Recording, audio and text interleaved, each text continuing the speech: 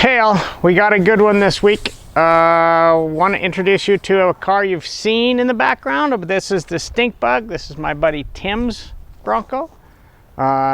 Tim had brought the Bronco into us a while ago to make the ride, get the springs right, and get the ride right. And he had it at the Baja Kits shop, and they installed everything, and they put the lift kit on it and the upper control arms, and he has put a front bumper on with a winch, rear bumper, lots of skid plates, lots of cool stuff. It's a badass Bronco. So he brought the car to us. We actually the spring work that we do and the valving we do, and we got it riding good for him. And that was before YouTube channel, so we didn't get that down. But he came down, picked it up, was really happy, really stoked, did some wheeling with it. And he also installed 74 welds billet steering rack. And so he's really happy with that. But today, if you have a Bronco, especially the short wheelbase 2-wheel drive, and it is a standard transmission, it's not automatic. And I don't know why that makes it worse or better, but you're driving down the road and you hit a bump, and for some reason, and we know why, for some reason the back end kicks to the side. The front end's planted, it's independent front suspension, it doesn't have bump steer or movement, but the rear is panhard. And with a panhard or a track rod, as a car cycles through suspension, especially after you get them lifted with lots of travel, as the car cycles, the panhard gets longer or shorter depending on which way it swings, and it moves the back of the car around. And it's not the biggest deal in the world, except for it's disconcerting when you're not ready for it and you don't expect it, and you've driven stuff that with independent rear suspension and or Watts links or other things to keep the rear axle straight. So in a Jeep, if you have a Jeep that has opposing panhard rods, they have this twisting motion too, but it's kind of in unison, and so it kind of feels right. It just feels like you're in a Jeep. In the Bronco, it's a little more disconcerting because it's only the back end. So we've got that going on, and we'll show you how we're going to fix that. And then he's also got his steering doesn't return to center, and we suspect we know what that is, and we're going to look into that as well. And so that will come in a future video, but for this one, what we'd like to do is go through how we're going to fix the rear twitch, we'll call it from here on out. And really, I'll call it 10 different things, but that rear twitch when you hit the bump. So let's go into the shop and show you what Tim's ordered and what we're going to install, and then we'll have a look under the Bronco. All right, so what we got, some simple pieces, but a lot of engineering. We called our buddies, Tim actually called our buddies at Pure Performance, Krawler suspension, and ordered what they call the Pro X upgrade. And what it is we go to a triangulated 4-link instead of the panhard rod, and we get rid of the panhard rod. So I haven't opened this all the way, I just got it out of the box. Pretty simple kit to install. I should say pretty simple kit. Takes some work to install. And I'm assuming it goes like that, but I haven't looked through the instructions yet. So we have a rebuildable spherical type bearing, greasable. We have a bushing in one end. This is one upper link, and this would be the other upper link. And just for unboxing purposes, I haven't studied which way they go in, but to me it looks like that, but it may or may go the other way. So spherical adjustable rod end, bushing, I would bet for the frame end. And this is the meat and potatoes right here. This is an axle brace slash 4-link mount. We're going to be careful not to touch kill the powder coating. Do you want to help, dog? We got our best assistant in the shop today. We were digging in the backyard all day and She loves that. She hates shovels and brooms. So just give me a second here to open this up. So I called Rock Crawl after Tim talked to me about it, and talked to them, and they were really excited. We've worked on some of their race cars. We're doing suspension, and I talked to them, and they were really excited about Tim using their stuff, and so they sent this to us, and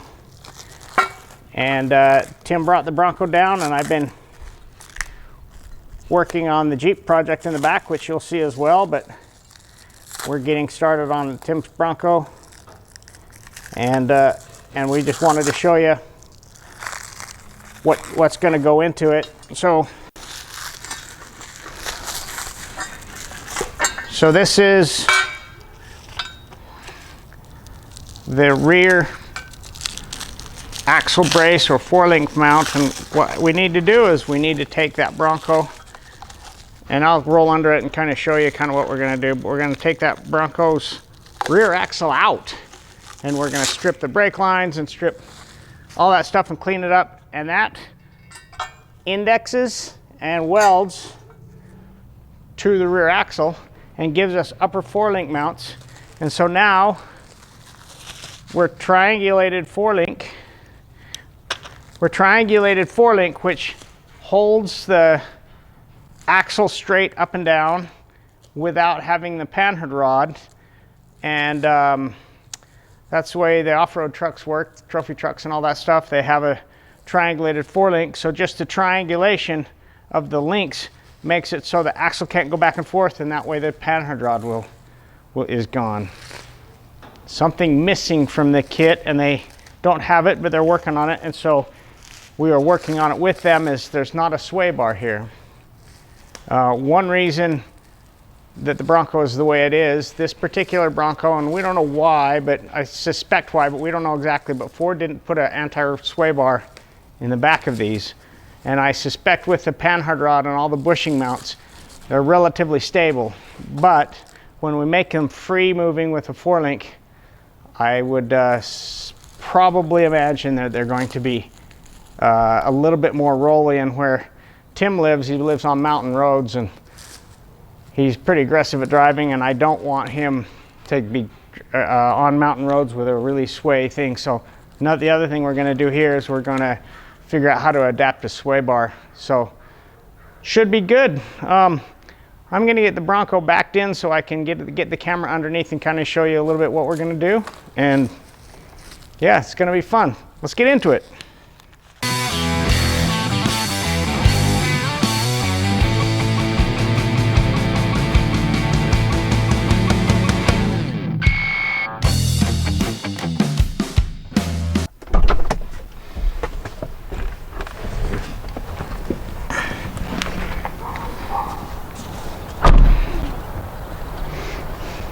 Man, it's fun to get in a car. Everything I drive kind of is automatics. I have a couple, the Volkswagen, the bread truck, and a couple things, but it's always fun to get in this car. And I know I just backed it up and try to figure out how to use the clutch again. So I was glad I didn't make a fool of myself. Let's get underneath here. So there we can see the track rod, and that's that piece right there, and that's a track bar, and it's nice and long and pretty flat at ride height, although not perfectly flat. And so since it's connected to the axle there, and it runs behind the diff, and it connects to the chassis there, what happens is that comes down, it pushes the axle that way, and then the body gets kind of pushed this way. And this was pretty flat stock, but this has been raised. This vehicle's been raised up.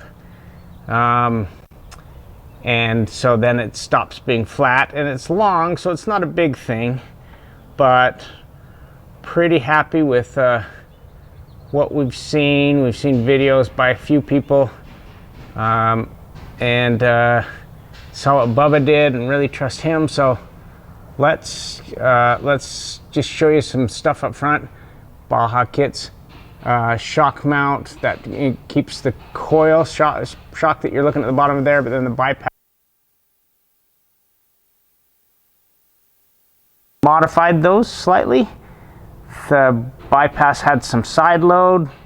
I know you've heard that a lot from me, but we modified them to not side load the shock. And here's a piece that I really like that the Baja Kits boys do, and they do a good job with it, is that billet lower arm. That's beautiful.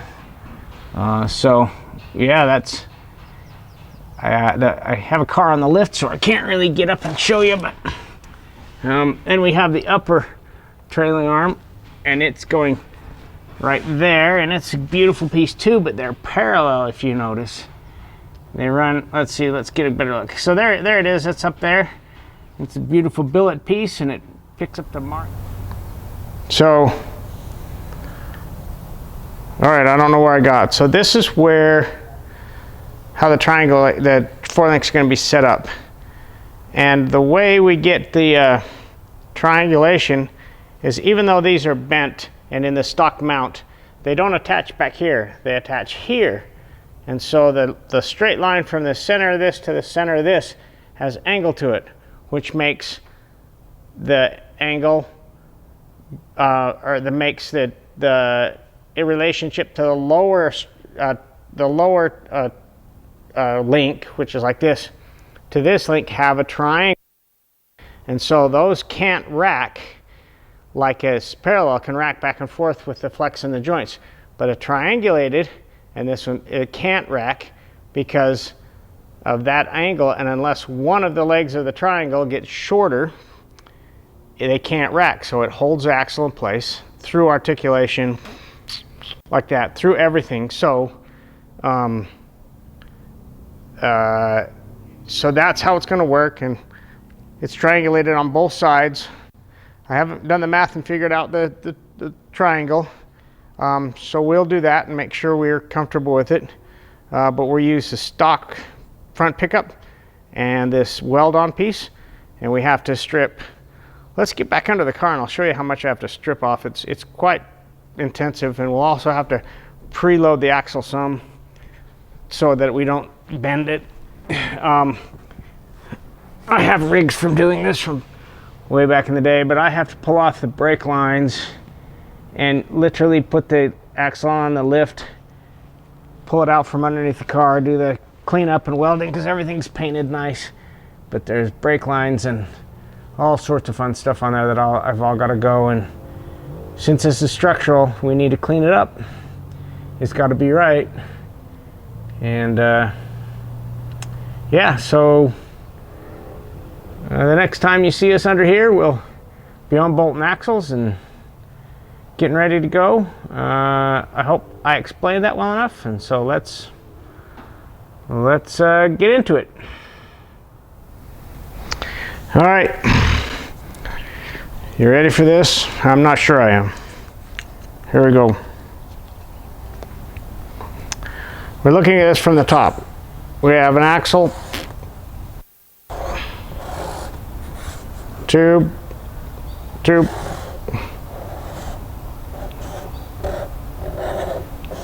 okay, that's a U-joint right there, U-joint. We have a lower, going to call it just a big block going forward.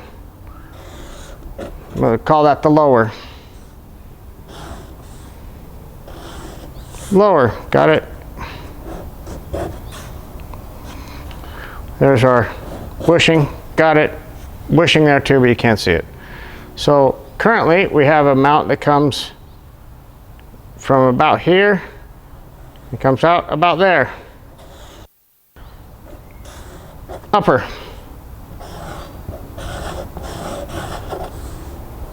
Upper. Currently we have a system like that. So these can rack since they're virtually parallel, and the bushing in all four corners is flexible. They can rack, which means this can turn like this. The lower can turn like this, and this can turn back and forth in conjunction with just flex in the bushing, and that means the axle can go back and forth, you know, back and forth. So what they do is we attach to the frame on this side, run a bar over here, attach to the axle that side, panhard rod.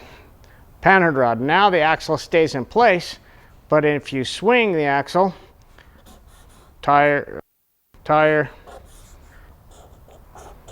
tire, as you swing, panhard rod attached to the chassis here and the axle here, and we swing that angle, this makes an arc, so the axle moves with that arc. Now, I don't know if that makes sense, but that's what we're feeling with a 4-link.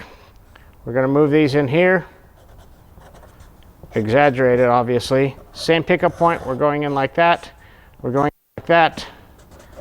Yeah, right, so we have the arm that has the bend so it can fit in the same place. So you're thinking, well, Wayne, there's still 4-link, all that, but now we're not measuring from here to here. We measure from here to here, which has an angle, right? So if that has an angle like that, and there can't rack back and forth, because you'd have to make this tube shorter, or this tube shorter, or this tube shorter to get it to rack. Something would have to bend. We do have in the stock, or in these replacements, and so is that the concern? It would be a concern if we'd made it too light, but these are plenty robust. That's a heavy piece of heavy wall tube and can handle the stress that it's being designed for, and so we should be just fine. With some experience and seeing how they flex better and how they ride better, and we trust the guys at Krawler. We worked with them a lot, and so we will install this. And yeah, if you have any questions, comment down below, and I'm excited to get into this one, and let us know what you want to see, and we will figure out how to fit a sway bar too, because I think this one's going to need it. Thank you very much. Thanks for watching. So you can see we're out of daylight. It's all the time we have today, but we were excited about getting this project out, so you knew it was coming up in part 2, possibly part 3, because there's going to be a lot.